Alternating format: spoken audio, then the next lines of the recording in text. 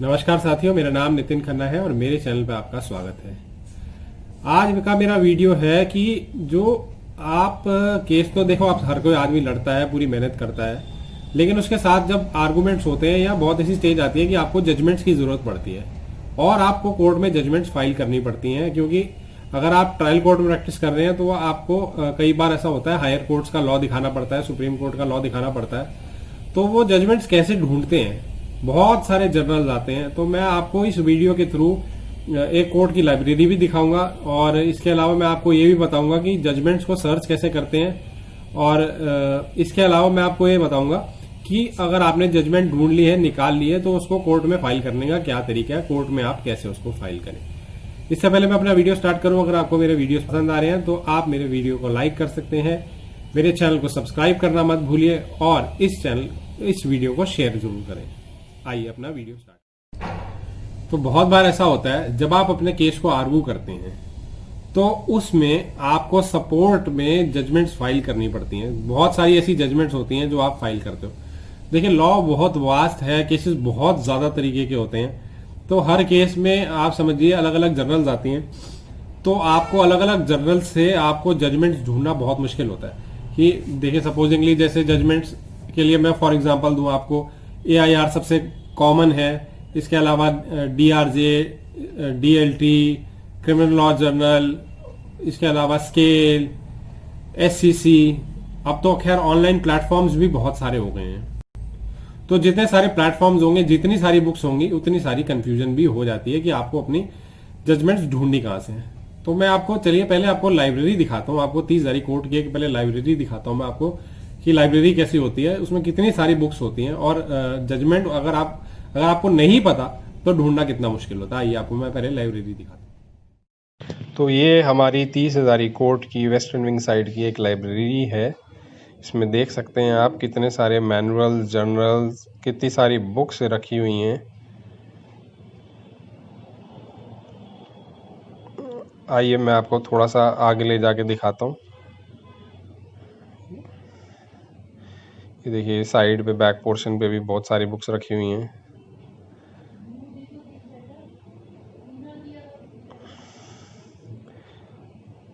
और ये उसी लाइब्रेरी की में बैक साइड में देखिए आप कितनी सारी बुक्स रखी हैं।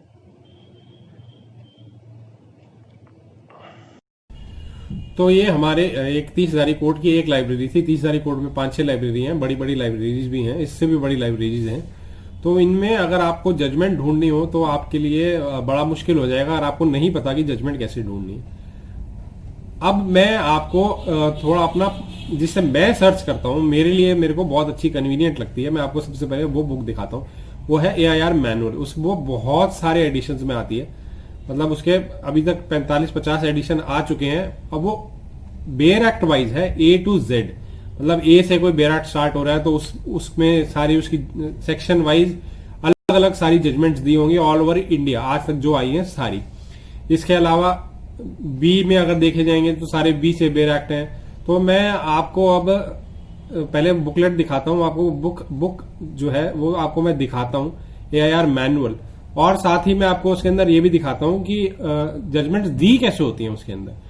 तो मैं एक सेक्शन 379 जो कि थेफ्ट IPC फॉर एग्जांपल के तौर पे, हालांकि ये है ये पूरी सिविल के लिए भी और क्रिमिनल के लिए भी, तो लेकिन मैं फॉर एक एग्जांपल आपको मैं दिखाता हूं कि इसके अंदर प्रोवाइड कैसे करी होती है जजमेंट्स। आइए देखते हैं कैसे है। मेरी पर्सनल फेवरेट है the AIR manual civil and criminal.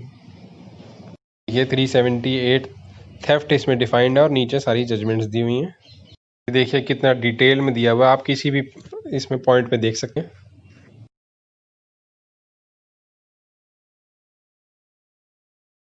आप एग्जाम्पल के तौर पे देख सकते हैं, AIR वगैरह पूरी ऑल ओवर इंडिया की जजमेंट्स हैं इसमें।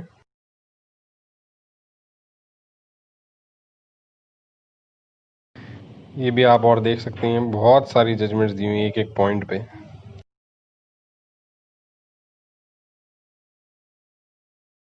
रेलिवेंट जजमेंट बहुत इजीली निकाल देंगे। तो ये एक एग्जांपल था थेफ्ट का। तो ये तो है physical way of searching the judgment. अब इसके अलावा ऑनलाइन भी बहुत सारे प्लेटफॉर्म्स हैं, SEC ऑनलाइन हो गया, मनुपात्रा हो गया, और बहुत सारे एपेक्स डिसीजन का भी आता है आजकल। बहुत सारे ऐसे प्लेटफॉर्म है, लेकिन उसके अंदर तो आप वर्ड सर्च कर सकते हो।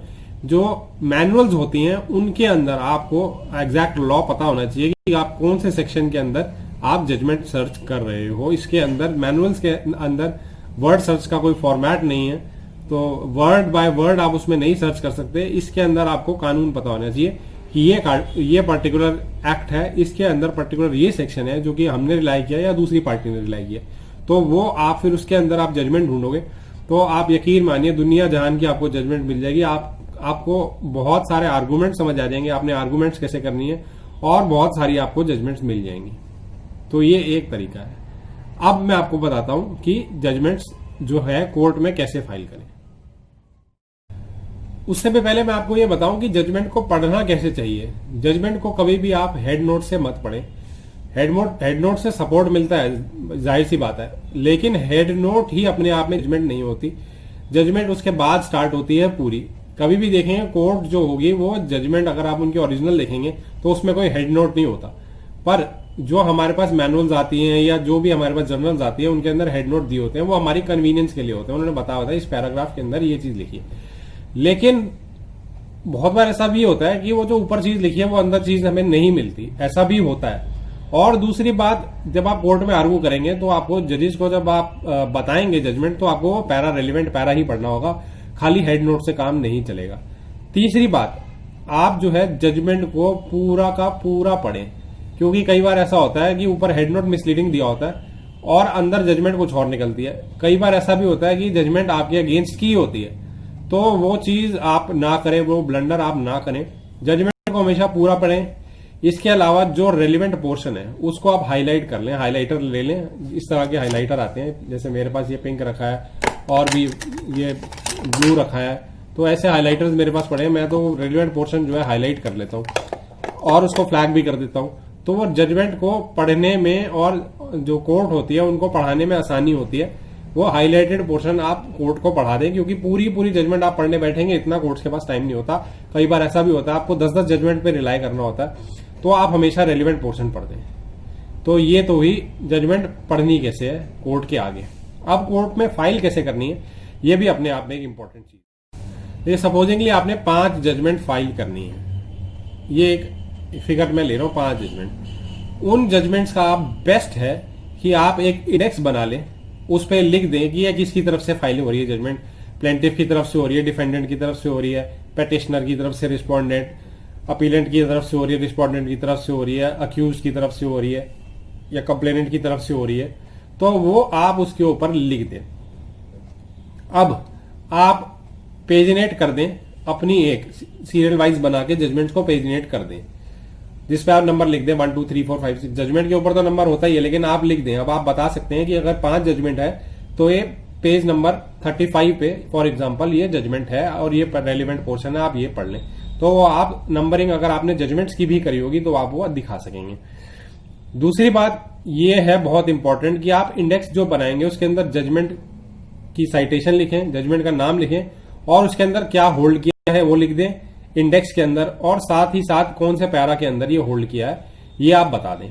तो ये जब आपने चारों चीजें लिखी होंगी और आगे पेजिनेट करी होगी और जजमेंट को फ्लैग कर दें, पहली जजमेंट के ऊपर पहले पेज पे फ्लैग कर दे, जो दूसरी जजमेंट होगी उस पर भी पहले पेज पे फ्लैग कर दे, तो आपको आसानी रहेगी बताने के अंदर कि ये हमारी इतनी 5 सपोजिंगली 5 जजमेंट है। अगर आपको तीसरी नंबर की जजमेंट खोलनी है तो तीसरे नंबर का फ्लैग खोलें आप और वो जजमेंट जो है आप दिखा सकते हैं। ये फ्लैग इस तरह के होते हैं, आप किसी भी जजमेंट के ऊपर एक ऐसा फ्लैग लगा दें तो आपको खोलने के अंदर आसानी रहेगी। तो इस तरह से जो है आप कोर्ट के अंदर जजमेंट को फाइल कर सकते हैं। और हमेशा जरूर लिखें, अगर आपने एक जजमेंट भी लिखनी है देनी है, उसका इंडेक्स अगर नहीं भी बनाना आपने तो, लेकिन उसके ऊपर ये जरूर लिख दें कि ये फाइल किसने की है, रिलाई कौन कर रहा है, प्लेंटिफ कर रहा है, डिफेंडेंट कर रहा है, कौन इस पर रिलाई कर रहा है। तो आज का मेरा वीडियो इतना ही था, और अगर आपको मेरा वीडियो पसंद आया तो इसको थम्स अप दे सकते हैं, लाइक कर सकते हैं, और अगर आपको मेरे वीडियोस पसंद आ रहे हैं तो मेरे चैनल को जरूर सब्सक्राइब कीजिए और इस वीडियो को शेयर कीजिए। आपका धन्यवाद।